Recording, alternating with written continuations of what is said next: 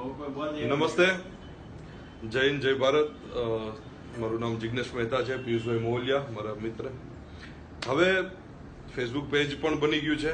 જે વધારાના ફ્રેન્ડ્સ જે છે જે કનેક્ટ નતા થઈ શકતા, હવે તે લોકો અમારા ફેસબુક પેજ ઉપર જિગ્નેશ મહેતા કરીને છે, એમાં કનેક્ટ થઈ શકે છે. હવે આપણે ખુલ્લી વાત કરીએ, ચાઇનાની બજાવીએ થોડી. મારું કહેવાનું એમ છે મિત્રો કે દેશના સૈનિકો દેશની બોર્ડર ઉપર ફાઇટ કરી રહ્યા છે.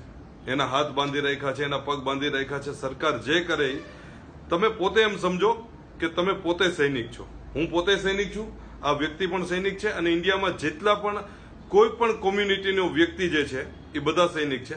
આપણે ફાઇટ કરી શકીએ છીએ ચાઇના હારે અત્યારે જ. આપણે એ ફાઇટ કરવા માટે એક જ કામ કરવાનું છે. પોતાના એન્ડ્રોઈડ મોબાઈલ હોય કે એપલ હોય કે વોટ એવર, એ મોબાઈલમાંથી તમે લોકો તમારી એપ્સ જે ચાઇનાની એપ્સ છે એ ગૂગલ ઉપર ચેક કરો કે કઈ કઈ એપ્સ ચાઇનાની છે. હું તમને નોલેજ આપીશ, એ જરૂરી નથી. નોલેજ તમારી પાસે જ છે, એ જ તમારે કાઢવાનું છે. ગૂગલની ઉપર ચેક કરશો એટલે ખબર પડશે ચાઇનાની બ્લા બ્લા બ્લા બ્લા એટલી એપ્સ છે. એમાં મેન બે યુસી બ્રાઉઝર, અલીબાબા. આ બંનેના ઢાંકણા ગુલ કરી નાખો, ડિલીટ. ફાઇટ ચાલુ. ચાઇનાને ફટકા પડવાના ચાલુ. 4,00,000 કરોડ લઈ જાય છે આ લોકો. મેં સાંભળ્યું છે, ફિક્સ આંકડા નથી એટલે કાલ ઉઠીને બીજા ડિબેટ કરવા ના આવી જાય. મને એમાં રસ નથી, મને મારા દેશમાં રસ છે. એટલે આ આંકડા દર વર્ષે એ લોકો એના દેશમાં લઈ જાય છે, અને એનાથી એ લોકો ઇક્વિપમેન્ટ બનાવે છે, હથિયારો બનાવે છે. બોર્ડર ઉપર આપણા સૈનિકો સામે પાછા આપણા જ પૈસે થાય છે. આની ઓકાત નથી ચાઇનાની કે પાકિસ્તાનની કે એના પૈસે હેરખું દૂધ એની ત્યાં ગાય બાંધીને દૂધ દોઈ શકે, એટલી ઓકાત નથી. એટલે આપણી ફાઇટ ચાલુ. નેતાજીને જે કરવું એ કરે. રાષ્ટ્રીય જે પીએમ સીએમ જે કઈ રાજ્યના હોય એ લોકોને જે કરવું એ કરે, એનું એને મુબારક છે. આપણે ચૂંટીને મોકલા, આપણી ભૂલ કે જે કઈ હોય આપણને પછી મુબારક રહેશે. પહેલા અત્યારે ફાઇટ ચાલુ છે. આ લોકોને એની ઓકાત દેખાડો ચાઇના વાળાઓને કે તમારે પેલા એપ્સમાંથી ગાયબ કરો, ત્યાર પછીનું સ્ટેપ આવશે.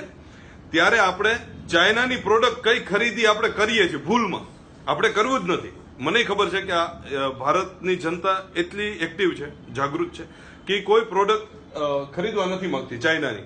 પણ હું એમ કહું છું કે તમે એનું સર્ચ કરો. ગૂગલ બહુ મસ્ત બનાવ્યું છે ભાઈ. ગૂગલ ઉપર બધું જ મળી રહે, કોણ ક્યાં શું કરે છે, કયા દેશની કઈ પ્રોડક્ટ છે, શું કરીને કેટલા રૂપિયા લઈ જાય છે, બધું જ મળી રહેશે. ચેક કરો. પાકિસ્તાન, ચાઇના, એની જે એપ્સ, જે પ્રોડક્ટ આપણે પરચેસ કરતા આપણે આપણા દેશની પરચેસ કરો. આપણા દેશનો પૈસો આપણા દેશની અંદર રહેશે. એ કોઈ પણ વેપારી કમાશે ને એ આપણો જ ભાઈ હશે. એ પૈસો અહીંયા રહેશે. એ પૈસામાંથી જ આપણી ગવર્મેન્ટને સપોર્ટ મળશે, અને આપણા જે સૈનિકો છે એ બોર્ડર ઉપર આ લોકોને બરોબર આન્સર આપશે, અને સૈનિકો બહુ ખુશ થાય ભાઈ. તમને કોઈને પાણી પાઈને 5 પૂન મળે કે ના મળે, જમાડીને 10 પૂન મળે કે ના મળે, આ કાર્ય કરશો ને ભાઈ, કરોડો પુણ્ય મળશે. કારણ કે બોર્ડર ઉપર જે ભૂખા તરસા લડે છે ને એ આપણા માટે લડે છે. મારું એટલું કહેવાનું છે પિયુષભાઈ. અને બીજું કે આવનારો રક્ષાબંધનનો તહેવાર જે ખૂબ જ નજીક છે, તો તમામ ભારતીય બહેનોને હું એક નમ્ર દિલથી અપીલ કરું છું કે ચાઇનાની રાખડીનો આપણે બહિષ્કાર કરીએ. અને ભાઈઓને ફક્ત ને ફક્ત તમે પ્રેમથી એક ધાગો બાંધી આપશો ને તો પણ એક બહુ મહાન વસ્તુ છે. સૂતરનો ધાગો, બેન ભાઈનો પ્રેમ એવો છે ને કે સૂતરનો ધાગો બાંધીએ ને એટલી રક્ષા જ કરવાની. ભલામણા દુશ્મનની બેનની રક્ષા કરતા હોય આ ઈ દેશ છે. એટલે ચાઇનાની રાખડી બંધાય ને ભાઈ એક દિવસ વાલો લાગે એવું નથી. ભાઈ વાલો જ હોય બેનને, અને બેન વાલી હોય ભાઈને. બરોબર છે.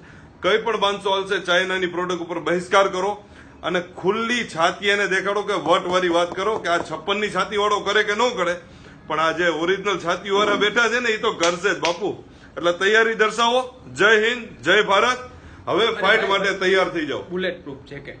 યસ. એક મહત્વનો મુદ્દો મારા મિત્રએ ખાસ મને કીધો હતો કે બુલેટ ટ્રેન દોડાવી, અહીંયા પાસ કરીને, વહાં પાસ કરીને, ફલાણું પાસ કર્યું. ભાઈ બુલેટ પ્રૂફ જેકેટ તું સૈનિકોને મોકલ. બુલેટ પ્રૂફ જેકેટની જરૂર છે. જે પોતાનો જીવ હાથમાં લઈને અહીંયા લડે છે ને એને બુલેટ પ્રૂફ જેકેટની જરૂર છે. બુલેટ ટ્રેન નહીં હોય તો હાલશે ભાઈ. અમે એડજસ્ટ કરીએ છીએ અને અમે એડજસ્ટ કરશું. બસ બાકી સૈનિકોને બુલેટ પ્રૂફ જેકેટ અપાવો. યસ.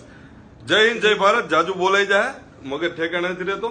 પણ દેશના દરેક વ્યક્તિને વિનંતી છે કે ચાઇના અને પાકિસ્તાન હારે આપણે મેન ટુ મેન અત્યારે 1-to-1 ફાઇટ ચાલુ છે. એને એની ઓકાત દેખાડો. દેશના ઇન્ટરનલ પ્રશ્નો એની મેળે સોલ્વ થશે.